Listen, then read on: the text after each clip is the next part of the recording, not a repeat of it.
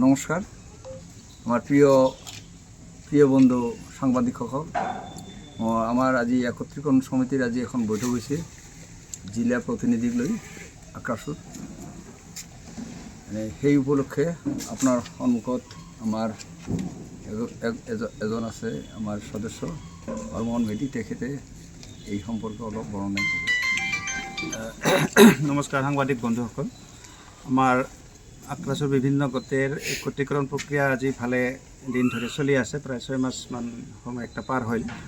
তো এৰ মাজত আমাৰ আলোচনা ইতিমধ্যে কেন্দ্ৰীয় সমিতিগিলানৰ লগতে চলি আছিল, কিন্তু বিষয়টা যেহেতু আমি জিলা পৰ্যায়তো জানাব লগা আমাৰ কাম আছে, সেইকাৰণে আমি আজি এই মহামায়া মন্দিৰ প্ৰেক্ষাগৃহত বিভিন্ন জিলাৰ জিলা সমিতিগিলানৰ লগত আমাৰ একত্ৰীকৰণ প্ৰক্ৰিয়াৰ অগ্ৰগতি সম্পৰ্কে আমি অৱগত কৰিলোঁ, জিলা সমিতিগিলাক জনাইলোঁ।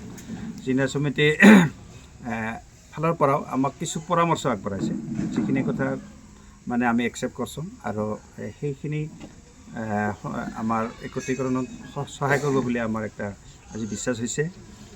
আজি মূলত সংবিধান সংশোধন সম্পৰ্কীয় কথা কিছু আলোচনা হৈছিল। সংবিধান সংশোধন কৰি আমাৰ যি গোটগিলান আছে সব গোটেৰে আমাৰ বৰ্তমান এই পৰ্যন্ত 10টা গোটৰ সৃষ্টি হৈছে। এই 10টা গোটকে আমি মৰ্যাদাপূৰ্ণভাৱে সবকে আসন দিয়া এক কৰাৰ কাৰণে আমি সংবিধান সংশোধনৰ আজি বিস্তাৰিত আলোচনা হ'ল। এইখিনিয়ে আমাক একত্ৰীকৰণত সুন্দৰভাৱে সহায় কৰিবলৈ আমাৰ এটা আজি প্ৰস্তাৱ গ্ৰহণ হ'ল আৰু অহা এই ফেব্ৰুৱাৰী মাহৰ ভিতৰতে আমাৰ গোটেই কাম একত্ৰীকৰণ প্ৰক্ৰিয়া সম্পূৰ্ণ হ'ব আৰু নতুন কমিটি গঠন হ'ব।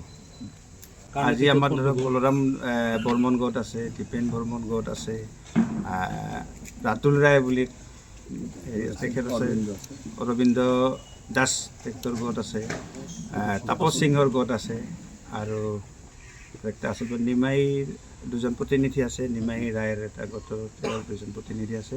এই ধৰণে আমি কিছু সংখ্যক প্ৰতিনিধি আৰু বিষয়ববীয়াৰ আমি আজি মানে পাইছোঁ, সহযোগিতা লাভ কৰিছোঁ আৰু কম দিনৰ ভিতৰত আমাৰ বেছি কাম আৰু বাকী নাই। সংবিধান সংশোধনৰ বিষয়টা অলপ গুৰুত্বপূৰ্ণ আছিল, এটা আজিৰ সদনত বিস্তাৰিত আলোচনা হৈছে আৰু মূল কামখিনি ভালভাৱে আজি সহযোগিতা আগবঢ়াইছে ৰাইজে। এই 10টা গোটৰ প্ৰতিনিধি আছে নেকি ইয়াত আজি? দুই একটা গোটত নাছিল, আমি আজি সভাই আমাক এটা দায়িত্ব দিছে যে আপোনালোকক জুৰি বনাই দিছে নেকি?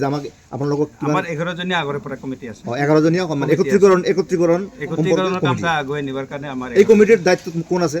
এই কমিটিৰ দায়িত্ব আমাৰ এই বৰ্মন ছাৰ আছে, এখেতে মুৰব্বী কৰে আনন্দ বৰ্মন, এই অঞ্চলৰ বাসিন্দা।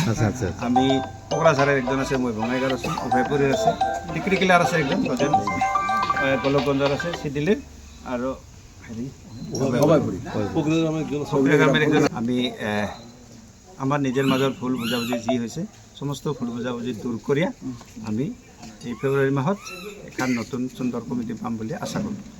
নহয়, আমাৰ আগৰ অলৰেডি 4-5 বাৰমান আলোচনা হৈ গৈছে, তো সহমত আছেই, সহমত আছেই, খালি আজি জিলা কমিটিৰ লগত আলোচনা আছিল। আজি মানে মেইনলি কেন্দ্ৰীয় কমিটিৰ লগত নাছিল, মেইন জিলা কমিটিগিলাৰ লগত আলোচনা আছিল।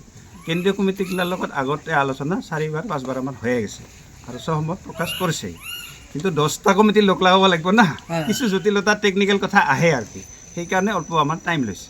আজিৰ সভাই আমাক দায়িত্ব দিছে আমাক ফিজিকেলি লগ কৰি। এই গোট দুটা বা তিনিটাৰ নাম কি আছিল?